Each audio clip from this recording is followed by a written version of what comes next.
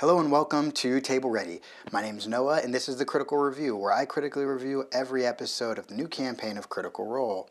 Now, all my ratings and reviews should be taken with the same amount of seriousness as stealthing in full plate armor. Yeah.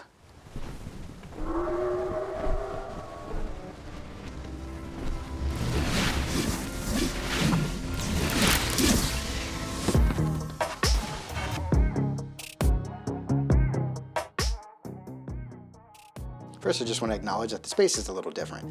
Right now, we're going through some renovations in our home. We have some family members moving in. So, yeah, things will be different for a little bit. Today's episode, I'm going to have to break up into two videos, mainly because my first video on Laudna just completely got screwed, so I'm going to have to just make another one. And then there's this episode, where I thought that Dorian might be leaving us, and we'll get into that later. To the contrary, one reason why I thought that Robbie might be staying was the NordVPN ad in the beginning. They left it on a cliffhanger, and it seemed as though they were going to be asking Robbie to come back to finish that. So I figured, okay, Robbie's going to be around for a while. But before we get too deep into that, let's start off at the beginning of the game.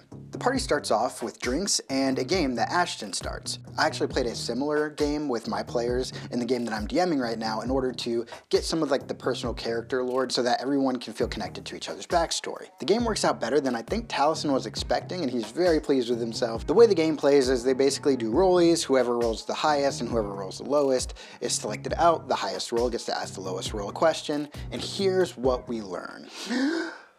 Dorian comes from a very prominent family and doesn't consider himself a lord, but definitely considers himself a number 2 in line in succession, but he felt like he couldn't really achieve his actual potential by staying there. Ashton never truly has experienced love, or at least not romantic love. Imogen was ostracized from her community being a sorceress, and had felt like a burden to her parents and everyone else. Orm and company finally come clean about not being on vacation, but actually following a lead that connects to an attack that happened on his homeland. The Ashari sent him here to investigate, and that's what he's doing. After this, Orm asks Freshcut Grass a question, and it seems as though he has some corrupted data in his memory banks, which doesn't allow him to access certain memories. We also find out that Freshcut Grass is probably about 2 years old, or at least that's as far back as he can remember. The very last question comes from Freshcut Grass to Laudna, and he asks, "Are you dead? What the f is up with that?" And we're all wondering the same thing. That video is coming after this, and I promise it'll be done by the end of today, and I'll get it out by probably tomorrow. After the drinking game, the party heads to bed, casually talking to one another and asking some follow-up questions. They never actually get to the point of picking a name for their party, but they keep bouncing around ideas with Belle involved, and it's not working. I think you should either get over it and move on, or take some hints from the community. They had some great ideas in chat,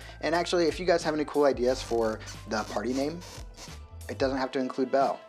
Because it doesn't. The party spends the better part of the next day trying to figure out where to go next, and Fresh Cut Grass keeps reminding them that they're no better off now than they were before in what to do next. They go to the Corsairs and end up with very little information that is actionable. They go to Estros and get information about the anger and find out that his name is Oshard, which I think everybody was also pronouncing incorrectly. Or was that wasn't just me, was it? No. Lord Estros, daddy of all information and orc quest giver to the party, lets them know that Oshard, the anger, actually was injured and is rehabbing, and was once actually a protector or guardian of the Lumens twins, and something happened, and yeah, basically they're still in the same spot and don't know where to go. Being aware that the party doesn't have anything to do right now, Estros does offer them a lead to a job. A couple of people, I think around 4, have disappeared at the Dreamscape Theater over the last month or so. Very briefly, the party heads back to the Crook House, where Dorian throws down some sweet beats to crush Ashton's roommate in some musical battle stuff going on, while Ashton goes and checks out a letter that was received by someone saying something about the number 8. We don't know, but none of this really matters because they've already decided that they're going to take on the lead that is leading them over to the theater. It seems like Matt's been pointing at the theater for a while. He keeps kind of making inroads towards it, so I think this is probably a pretty well-prepared part of the story. The group wants to have nice seats to the theater where they can see everybody else, but they are sold out. Dorian bribes the teller with 10 platinum to get better seats. 10 platinum. That's way more than they're gonna make on this job. I know it.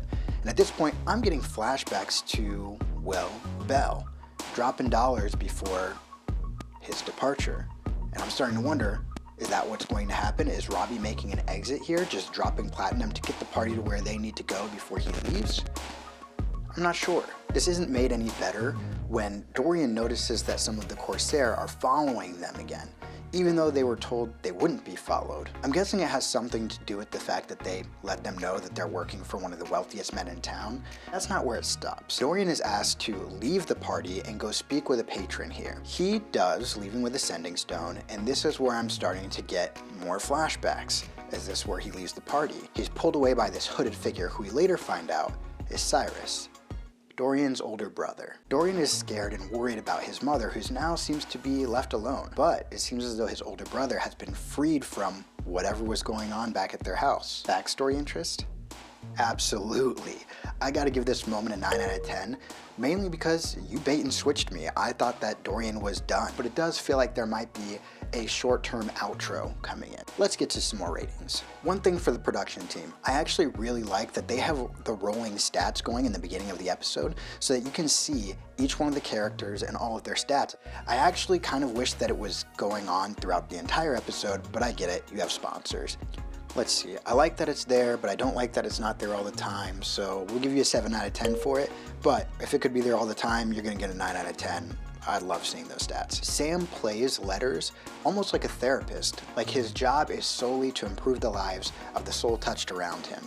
During their drinking game, he continually pushes the envelope with everyone to see, what that might mean about them, what this thing must have meant to them, or how that might have affected their present. I think he honestly brings this aspect of a cleric out in a stronger way than any of the traditional clerics that we've seen in the past on live streaming shows.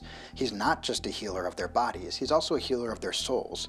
For this, I'm gonna give you a 7 out of 10, Sam. I really like it and wanna see more. Chat was blowing up with summoning circles for Travis, and I thought it was pretty funny. It was pretty great. At first, I'd probably give it a 7 out of 10, but then it just kept going and kept going and kept going and kept going and kept going. The number of times people call out Travis's name during the episode in the chat is kind of annoying. I gotta say that for you guys in the chat, I gotta give you a 4 out of 10. Wait for it, it's gonna happen. And if I had to guess right now, I would say that Travis is the anger.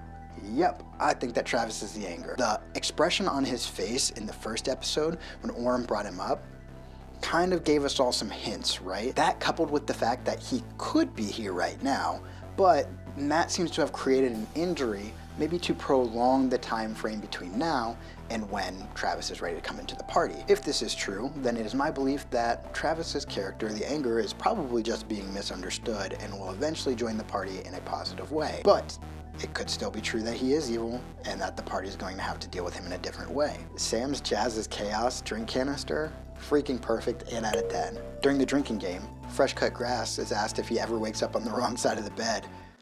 No, he doesn't, because he's built different.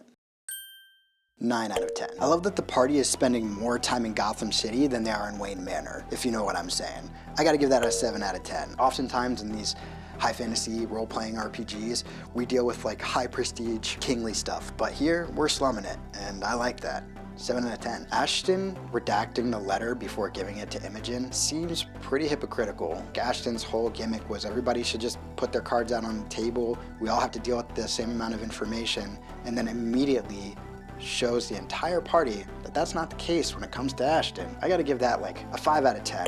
I think Ashton is a polarizing character, and so a lot of my ratings are going up and down because so is Ashton. And lastly is Shadana. Oh, she has 10 layers of grandma cuteness, and I swear to the Lord, Matthew, if you kill her, I will give you a 1. I'm not kidding. Don't do it. You can get a 10 out of 10 too by making a mage hand out of the like button, hitting subscribe, and then heading down to the comments section to give me your theories. Tell me what things you liked more, you didn't like, whatever it is. This is all about having cool conversation with critters. So thank you guys for watching. Keep an eye out for the Laudna video. It should be coming out tomorrow, and I will see you next week. Peace.